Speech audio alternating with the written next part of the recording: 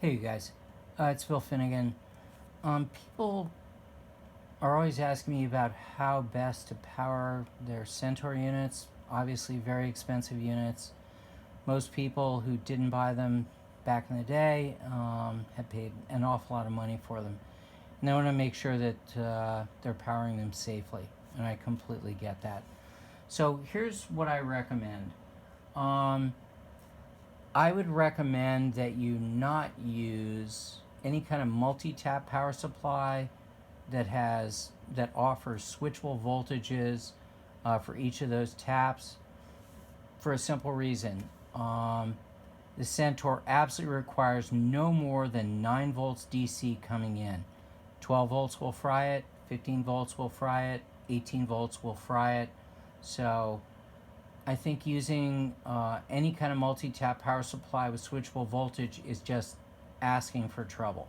So instead, what I strongly recommend is that you use one of these True Tone 1 spots that are dedicated 9-volt power supplies.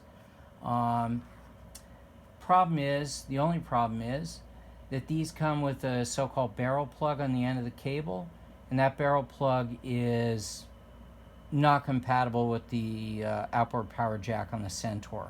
So this is the plug that is the correct mating plug for the outboard power jack on the Centaur. The plug is switchcraft number 780, switchcraft number 780, kind of available here and there. The reason you want to use one of these as opposed to an 1/8 inch adapter, 1/8 inch is 125 thousandths.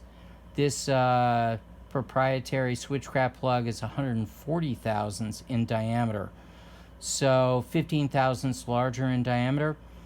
That makes a difference because this is going to give you a much more positive snap-in connection with the switchcraft jack, the mating switchcraft jack on the unit itself.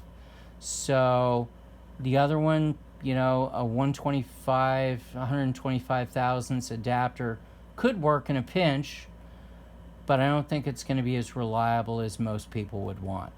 So here's what you do. You clip this off, or have somebody who's completely qualified, good guitar tech, good amp tech, completely qualified to do it. They clip this barrel plug off, they strip the 2 conductors and test for polarity. What you want with regard to polarity is you want plus 9 volts to the tip of the plug, not minus 9, plus 9 volts to the tip of the plug. So they strip these 2, they test for polarity, then they solder onto the plug, the switchcraft 780 with correct polarity.